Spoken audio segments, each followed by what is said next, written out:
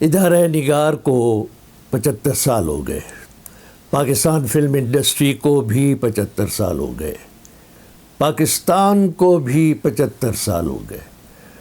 مجھے ان تینوں میں مماثلت نظر آ رہی ہے ایک طرح سے، وہ یہ کہ جو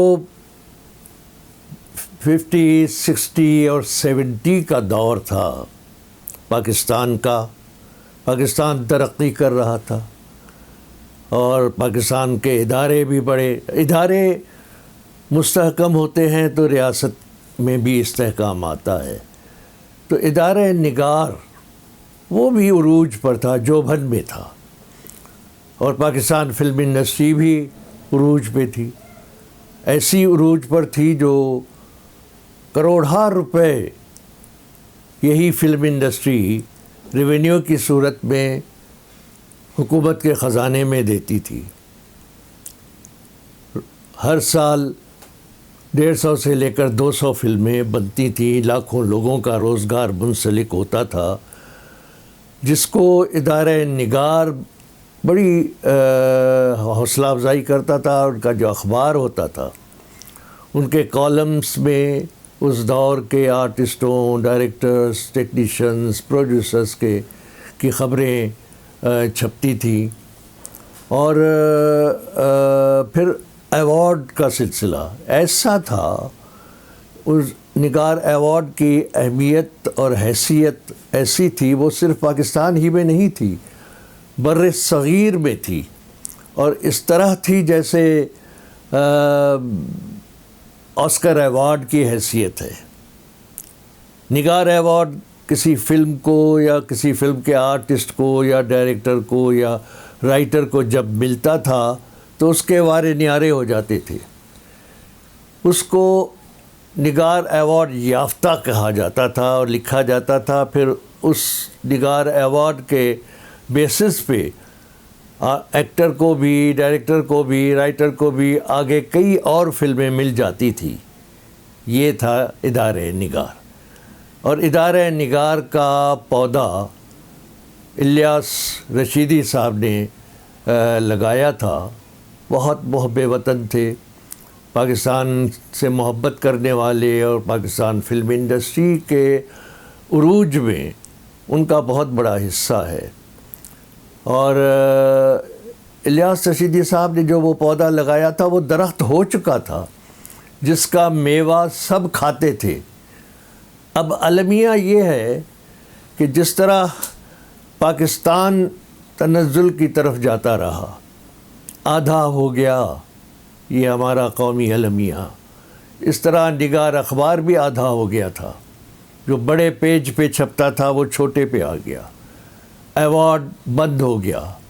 یہ نگار ایوارڈ ایسا ہوتا تھا کہ اشرافیہ، بڑے بڑے سرکاری افسر خود دعوت نامہ منگواتے تھے، ریکویسٹ کرتے تھے۔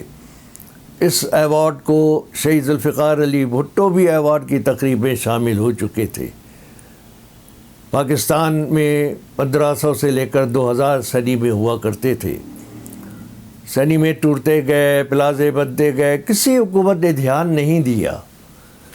میں بلکہ یہ کہتا ہوتا ہوں کہ ریاست کے لیے 4 ستون ہوتے ہیں: پارلیمان، جوڈیشری، اسٹیبلشمنٹ اور میڈیا۔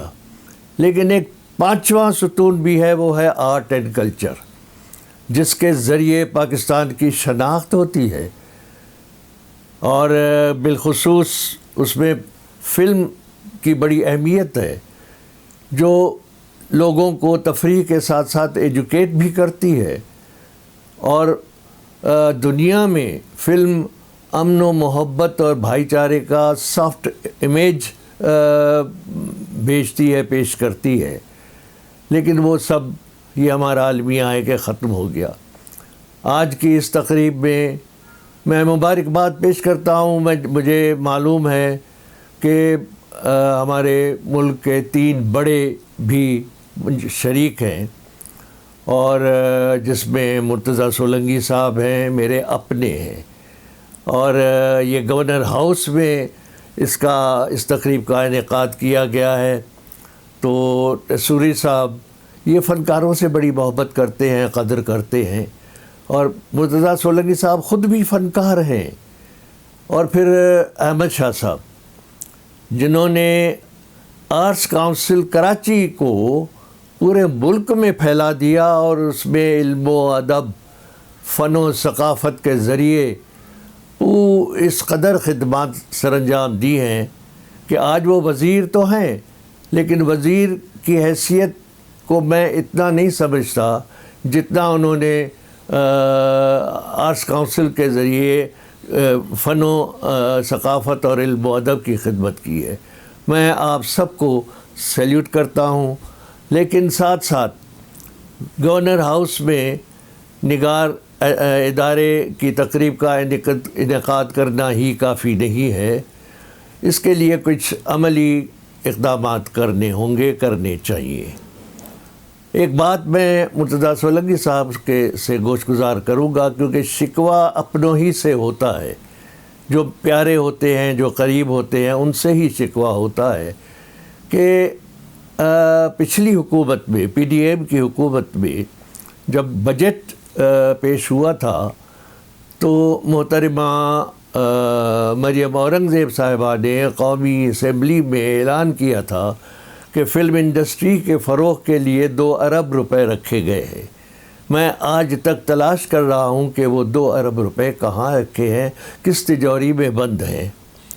اب مجھے معلوم ہے کہ فلم انڈسٹری کا شعبہ مرتضیٰ سولنگی صاحب کے پاس ہے، تو ظاہر ہے اس تجوری کی چابیاں سولنگی صاحب آپ کے پاس ہوگی، لیکن میں معلوم کرنا چاہتا ہوں کہ اس 2 ارب کو فلم انڈسٹری کے فروغ کے لیے کیا کوئی پالیسی بنائی ہے، کیا کوئی طریقہ کار رکھا ہے کہ اس کو کس طرح ہم استعمال کریں گے اس پیسے کو۔ یہ تو ضرور ہے کہ فنکاروں کو فنڈ ضرور دیا جاتا ہے، لیکن وہ فنڈ بھی کافی نہیں ہوتا۔ فنکار چاہتے ہیں کہ ہمیں کام ملے، اور کام کا جو معاوضہ ملے اس سے ان کی آدھی بیماری ختم ہو جاتی ہے۔ میں الیاس رشیدی صاحب کے صاحبزادے اسلم الیاس رشیدی صاحب کو دل کی گہرائیوں سے مبارکباد پیش کرتا ہوں کہ انہوں نے اس اپنے عظیم والد کے لگائے ہوئے درخت کو، جو کہ آج خشک ہو چکا ہے، اس میں میوہ نہیں ہے، لیکن اس درخت کو قائم رکھا ہوا ہے، کسی طرح اخبار کو جاری رکھا ہوا ہے۔ اور میں امید کرتا ہوں کہ مرتضیٰ سولنگی صاحب یا احمد شاہ صاحب یا تصوری صاحب، یہ لوگ فلم انڈسٹری کے فروغ کے لیے عملی طور پر کچھ کریں گے جو نظر آنا چاہیے، اور فلمیں بنیں گی تو لاکھوں لوگوں کو روزگار بھی منسلک ہوتا۔ وما علینا الا البلاغ۔ شکریہ۔